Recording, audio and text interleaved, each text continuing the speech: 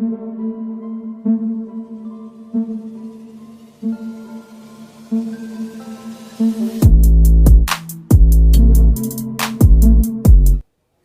दोस्तों, scary story official में आप सबका स्वागत है।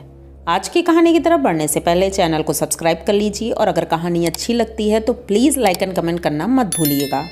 दोस्तों, आज की कहानी बहुत ही ज़्यादा इंटरेस्टिंग है, तो ध्यान से सुनिएगा। कहानी में आपको बहुत मज़ा आएगा और डर भी लगेगा। तो देर नहीं करेंगे, कहानी की तरफ बढ़ेंगे। कहानी आज से लगभग 70 से 80 साल पुरानी है। ये कहानी एक ऐसे पहलवान की कहानी है जिसके साथ क्या कुछ हुआ वो आपको कहानी में पता चलेगा। तो एक छोटे से गांव में एक घर था जिसमें एक माँ और एक बेटा, ये दोनों रहते थे। बेटा लगभग 16 साल का हो चुका था, लेकिन अभी भी वो बच्चा ही था। मतलब कि उसे घर का कोई भी काम नहीं करना होता था। हाँ, घर में 5 भैंसें थी। उन भैंसों की सेवा और उनका जो दूध निकलता था वो दूध अकेले यही पीता था। इसका नाम कालू है। इसे लोग कालू पहलवान बोलते थे। अब पहलवान इसलिए बोलते थे क्योंकि बचपन से वो इतना दूध पीता था कि उसका शरीर एकदम पहलवान जैसा हट्टा कट्टा था और बहुत ही ज़्यादा ताकतवर था। हाँ, भारी वजन काम कोई भी उससे कह दो वो कर सकता था, लेकिन करता नहीं था। उसकी माँ बहुत परेशान रहती थी कि मेरे जाने के बाद मेरे बेटे का क्या होगा, क्योंकि अभी कुछ दिनों से उनकी तबीयत भी ख़राब रह रही थी। पर कालू को कोई फ़र्क नहीं पड़ता था कि क्या हो रहा है क्या नहीं हो रहा है। उसे तो बना बनाया खाना भी मिल जाता था, दूध तो वो पीता ही था, बस और क्या चाहिए। अब धीरे धीरे समय बढ़ता गया और उनकी माँ की तबीयत ज़्यादा बिगड़ गई। एक दिन अचानक माँ की मौत हो जाती है और इस बात का दुख कालू को उस वक्त हुआ था जब उसे खाना नहीं मिलता था और उसके कपड़े नहीं धुले जाते थे। मतलब उसका कोई भी काम नहीं हो रहा था, तब उसको ज़्यादा दुख हुआ था।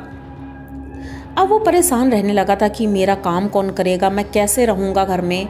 भैंसों की सेवा तो वो करता था, दूध भी पीता था, लेकिन बाकी सारे काम कैसे होंगे। उसने तो आज तक कोई भी काम नहीं किया था, यहाँ तक कि अपने लिए वो एक गिलास पानी भी उठाकर नहीं पीता था। सिर्फ भैंसों की सेवा तो इसलिए करता था क्योंकि उससे दूध निकलता था। अब क्या करेगा। धीरे धीरे वो और बड़ा होता गया। गांव के लोग उससे बहुत डरते थे क्योंकि अब वो चिड़चिड़ा सा हो गया था। जो भी उसके सामने आता था गुस्से में हो सकता उसे उठाकर पटक दे या उसे मारपीट करने लगे, तो लोग उससे डरते थे। उसके घर के आसपास भी कोई नहीं दिखता था। एक दिन वो बहुत ज़्यादा परेशान था। लोगों से वो पूछता था कि मेरी शादी कब होगी, क्योंकि अब उसकी उम्र लगभग 25 साल हो गई थी। उसने देखा उसके साथ के जितने दोस्त थे सबकी शादी हो चुकी है, तो वो लोग आराम से रह रहे हैं। तो अगर मेरी भी शादी हो जाएगी, घर में कोई औरत आएगी तो वो घर का सारा काम करेगी। ये सोच करके वो सबसे पूछता था कि भाई मेरी शादी कब होगी, लेकिन कोई कुछ बोलता ही नहीं था। उससे लोग बात ही नहीं करना चाहते थे। तो वो एक दिन बहुत दुखी था, एक पेड़ के नीचे गांव में ही बैठा हुआ था। शाम का वक्त था। उस वक्त उस गांव में एक गुरुजी थे, बहुत महंत थे। वो गुजर रहे थे। उनका एक सेवक भी था उनके साथ। तो ये उनको देखता है और दौड़ करके उनके पैर पकड़ लेता है। तो गुरुजी उस वक्त शायद मौन व्रत धारण कर रखा था उन्होंने, तो वो बोलते नहीं हैं। तो उनका जो सेवक था वो बोलता है कि हाँ बताओ क्या बात है। गुरुजी अभी बात नहीं करेंगे, तुम बताओ क्या बात है। तो वो कहता है कि अरे गुरुजी, बस मुझे इतना जानना है कि मेरी शादी कहाँ होगी और किससे होगी।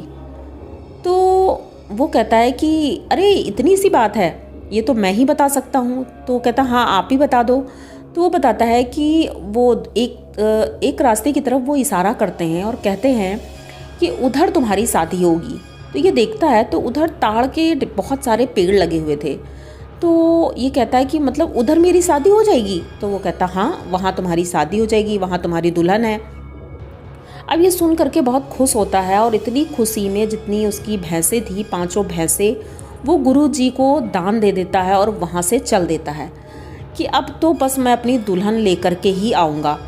वहाँ से चल देता है और गुरुजी वहाँ से चले जाते हैं। अब ये पैदल ही उस पेड़ की तरफ चल देता है। वो पहाड़ी के ऊपर दूसरी तरफ एक बागान थी जिसमें वो पेड़ लगे हुए थे। वहाँ पहुँचता है तो देखता है वहाँ तो कुछ भी नहीं था, लेकिन एक औरत थी जो बहुत रो रही थी। तो ये उधर जा रहा था, अचानक से एक पत्थर सामने आता है, उस पत्थर से वो टकराता है और अचानक से जब नीचे गिरता है तो उसका हाथ उस औरत के गाल पर पड़ता है। मतलब कि जैसे इसने मारा हो झापड़। तो वो औरत एकदम से गुस्से से खड़ी हो जाती है और कहती है कि आपने मुझे मारा कैसे? तो ये कहता नहीं, मैंने मारा नहीं है, मैं तो गिर गया हूँ। तो वो एक तो घूंघट करी थी, उसने सोचा शायद उसके पति के दोस्त होंगे, क्योंकि वहाँ पर ऐसे कोई आता जाता नहीं था। उसने उन्हें बैठाला और पानी पिलाया। जैसे ये पानी पिला रही थी तब तक उस औरत का पति आ जाता है और वो देख करके गुस्से में आग बबूला हो जाता है। कहता है कि तूने ये किसको अपने घर में बिठाला है? मेरी गैर मौजूदगी में किसी पराये मर्द को तुम बुलाकर घर में बैठालती हो। तो वो कहती है नहीं, मैं इन्हें जानती नहीं हूँ, मुझे लगा ये आपके मित्र होंगे। तो वो कहता है नहीं, मेरा कोई मित्र नहीं है। इस बात से मतलब वो गुस्सा हो जाता है बहुत ज़्यादा, उठकर जाने लगता है। तभी वो कहता है, उल्टी सीधी गाली देने लगता है उसका पति। तो कालू एक पत्थर पड़ा था, उसको उठा करके उस आदमी के सर पर मार देता है और वो वहीं पर मर जाता है। अब ये बहुत ज़्यादा डर गई थी इसकी पत्नी और कहती है मेरा पति मर गया है, अब मैं अकेले कैसे रहूँगी, क्या करूँगी? तभी कालू कुछ बोलता नहीं है, वहाँ से चलने लगता है। तो वो औरत उसका हाथ पकड़ लेती है और कहती है कि अब तुम्हें मेरे साथ ही रहना होगा, क्योंकि मैं अकेली कैसे रहूँगी और कोई मुझे भी कमाकर खिलाने वाला चाहिए, क्योंकि वही तो एक कमाकर खिलाने वाला था। अब ये सुन करके कालू सोचता है कि चलो ठीक ही है, मुझे मेरी पत्नी मिल गई। अब ये उस पत्नी के घर में रहने लगता है, बहुत खुश था भाई। 1 महीने का राशन घर में रखा था तो वो खाना खाता रहता है, आराम से पड़ा रहता है, क्योंकि उसे तो कोई काम आता नहीं था। लेकिन एक दिन पत्नी बहुत ज़्यादा गुस्सा होती है और कहती है कि अब घर में राशन नहीं है, हम लोग खाएंगे क्या? तो अब आपको कहीं ना कहीं तो जाना ही पड़ेगा कुछ काम के लिए। तो वो कहता है कि मैंने आज तक कोई काम नहीं किया है, तो मैं काम कैसे करूँगा? तो ये कहती है ऐसा करो कि राजा के पास जाओ यहाँ पर और उनसे कुछ खेत ले लो और उस पर हम काम करेंगे, और जो अनाज पैदा होगा उससे हम कुछ हिस्सा राजा को देंगे और कुछ हम लोग खाएंगे। तो कहता ठीक है, अच्छा। अब ये जाता है राजा के पास और अपनी पूरी बात कहता है। तो राजा कहते हैं ठीक है, मंत्री जी से बात कर लो, वो जो भी खेत चाहेंगे वो तुम्हें दे देंगे। तो अब भाई ये जाता है मंत्री जी के पास। मंत्री जी बहुत ज़्यादा होशियार थे और वो कहते हैं कि ये पहलवान तो थोड़ा सा बुद्धि का मोटा लग रहा है, क्यों ना अपना फ़ायदा निकाला जाए। राजा जी को बताता है, जो खेत उसको देने वाला था वो बता देता है हाँ मैंने उन्हें दे दिया है, और वो खेत वो खुद ले लेता है। अब कालू के लिए वो जो खेत चुनता है वो शमशान घाट के जस्ट बगल वाला था, और वो भी वो खेत बंजर था। मतलब कि वो बंजर खेत कालू को दे देता है और कहता है कि इस खेत पर तुम जो भी उगाओगे वो पूरा हिस्सा तुम ही लेना, उससे हम नहीं लेंगे, राजा जी नहीं लेंगे, वो अब तुम्हारा हुआ। अब कालू बहुत खुश होता है कि सोचता है कि चलो अच्छा है, जो भी मिला पूरा मिला। ये जा करके अपनी पत्नी को बताता है, तो उसकी पत्नी तो भाई खेत देखने जाती नहीं है, तो वो कह देती है ठीक है आप काम करो उस पर, मैं भी आपकी मदद करूँगी और जैसे भी होगा हम एक दूसरे का गुजारा तो कर ही सकते हैं। अब ये जाता है, हल उठाता है और खेत की तरफ बढ़ जाता है। शमशान घाट के बगल में था, तो वैसे भी पहलवान था, ये किसी से डरता तो बिल्कुल नहीं था। खेत में जाता है और खेत के बीचों बीच एक पीपल का पेड़ था। कहते हैं सालों से वो पेड़ है, लगभग बहुत ही पुराना पेड़ था, बहुत बड़ा पेड़ था, और वो पेड़ लोग भूतिया बोलते थे। एक तो वो था शमशान घाट के बगल में, तो वहाँ पर प्रेत तो वैसे ही रहते थे। तो उस पेड़ में लगभग 150 प्रेत रहते थे। ये बात कालू को नहीं पता थी। अब कालू ने सोचा कि बीच में ये पेड़ है, अगर इसे जब तक मैं काटूंगा नहीं तब तक खेती होगी कैसे। तो इसके पास एक लोहे की छड़ रहती थी हमेशा, जो अपने कंधे पर टिकाकर चलता था हमेशा। तो उसी छड़ से उस पेड़ पर वार करने लगता है। अब जैसे ही वार करने लगता है तो वो जितने प्रेत थे सब आते हैं इसे डराने के लिए। ये एक एक करके सारे प्रेतों को मार मार कर वहाँ से भगाने लगता है। अब वो प्रेत डर जाते हैं कि ये तो हम लोगों से डर भी नहीं रहा है, तो अब हम क्या करें, हमें अपना घर छोड़ना पड़ेगा। वो लोग माफ़ी मांगते हैं और कहते हैं कि कालू भाई मुझे माफ़ कर दो, क्योंकि ये हमारा बहुत पुराना घर है, अब हम सब कहाँ जाएंगे और कहाँ रहेंगे? अगर आप हमें यहाँ पर रहने दोगे तो आप जो चाहोगे हम आपको देंगे। तो कालू इस मामले में तो बहुत ज़्यादा होशियार था।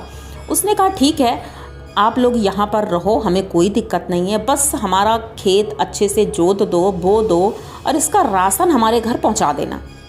तो वो सब राजी हो जाते हैं, चलो ठीक है, अच्छी बात है, कोई बात नहीं, इतना तो हम कर ही लेंगे। अब कालू अपने घर जाता है, अपनी पत्नी को पूरी बात बताता है। उसकी पत्नी हंसने लगती है और कहती है, ऐसा भी कभी होता है कोई प्रेत किसी की मदद करते हैं? तो वो कहता है हाँ हाँ, वो पहलवान के प्रेत है ना, वो ज़रूर करेंगे, और नहीं करेंगे तो ये मेरी छड़ है ना, उन सबको तोड़ दूंगा।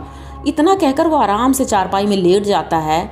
अब लगभग 15 दिन बाद उसके घर में राशन आने लगता है। उसकी पत्नी कहती है, कोई भी फसल इतनी जल्दी तो नहीं होती है जितनी जल्दी ये फसल हो गई है। अभी तो बुआई भी चालू नहीं हुई थी और इतनी जल्दी फसल कट के आ गई। तो ये कहता है, हो सकता है भाई हमारे प्रेत ले आए होंगे। अब तो इनके घर में राशन की कोई कमी नहीं थी। वो प्रेत 150 प्रेत थे और बराबर काम में लगे रहते थे, और उनके खेत में इतना अनाज होता था जितना गांव के किसी भी आदमी के खेतों में नहीं होता था। अब ये सारी चीज़ें चल रही थी। एक दिन उन प्रेतों के गुरु वहाँ पर आते हैं और उन सब से कहते हैं कि तुम सब पागल हो क्या? तुम सब यहाँ कर क्या रहे हो? तुम लोग प्रेत हो, भूत हो, तुम्हारा काम लोगों को डराना है और यहाँ पर कब्जा जमाना है, ना कि यहाँ पर दूसरों के खेतों में काम करना है। तो वो सब डर जाते हैं और कहते हैं, गुरुजी ऐसा नहीं है, जो हमारे मालिक हैं वो बहुत ज़्यादा ताकतवर हैं, पहलवान हैं और वो किसी का कुछ भी कर सकते हैं। तो वो कहते हैं अच्छा ठीक है, मैं देखता हूँ। अब ये जाते हैं कालू पहलवान के घर, एक बिल्ली बनकर।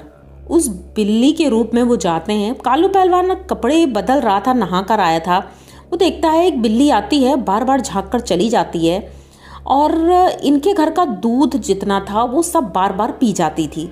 कालू को गुस्सा आया। अब वो एक दिन दरवाजे के पीछे छिप जाता है और इंतज़ार करता है जब वो बिल्ली आएगी तो मैं उसे मारूंगा। अब ये अपनी छड़ लेकर के दरवाजे के पीछे छिपा ही था। वो बिल्ली आती है और जैसे ही कालू उसके ऊपर झपट्टा मारने ही वाला था उस छड़ के साथ, वो तुरंत बिल्ली के रूप से हटकर वही अपना प्रेत वाला रूप धारण कर लेता है और कहता है कि कालू भाई मुझे माफ़ कर दो, मैं तो आपका इम्तिहान लेने आया था, मुझे नहीं पता था आप ऐसे हो।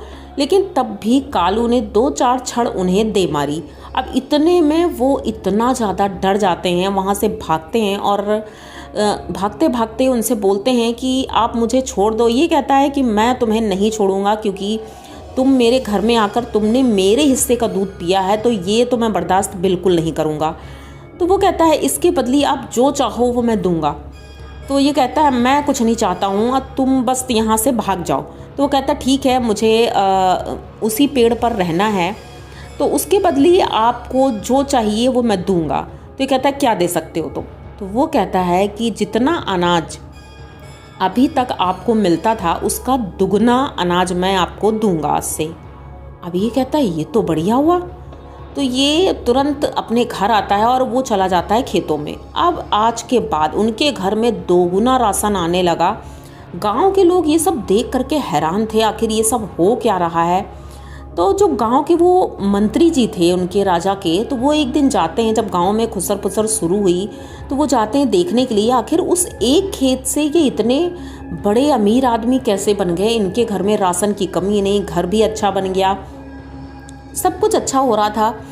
तो जब जाते हैं खेत में, दूर से देख रहे थे पेड़ के पीछे छिप करके, उन्होंने देखा लगभग 150 लोग उनके खेतों में काम कर रहे हैं, ऊपर से हवा में उड़ उड़ के।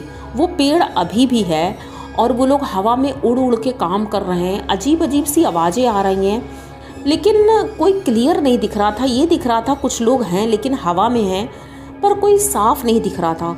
और अचानक से फसल उगती थी और कट जाती थी। ये चीज़ तो बिल्कुल किसी को समझ में नहीं आई थी कि कुछ लोग बो रहे हैं, फिर दूसरी तरफ वो पेड़ जल्दी से बड़े हो गए, तीसरी तरफ वो फसल काट रहे हैं और चौथी तरफ फसल बोरे में पैक करके उनके घर पहुंच गई। ये बहुत ही ज़्यादा अजीब था और बहुत ही ज़्यादा डरावना था।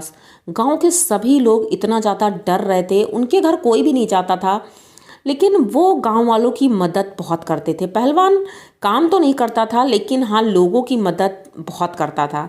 इन सब चीज़ों से शायद कुछ लोग खुश भी थे, कुछ नाखुश थे, लेकिन पहलवान अब बहुत ज़्यादा खुश था, उसकी पत्नी भी खुश थी और अब उनका जीवन बहुत अच्छे से चल रहा था। तो आप लोगों को ये कहानी कैसी लगी? थोड़ी हास्य थी। अब कहाँ तक इसमें सच्चाई है, क्या झूठ है, ये तो नहीं पता है, लेकिन जिसने भी सुनाई है तो मुझे बहुत अच्छा लगा। तो मुझे लगा आप लोगों तक ये कहानी ज़रूर पहुँचनी चाहिए। तो आप लोगों को कालू पहलवान की ये कहानी कैसी लगी, ये ज़रूर बताना। और कहानी ज़्यादा अच्छी लगती है तो प्लीज़ लाइक एंड कमेंट करना बिल्कुल मत भूलिएगा। मिलते हैं फिर किसी नई कहानी में, तब तक के लिए डरते रहिए।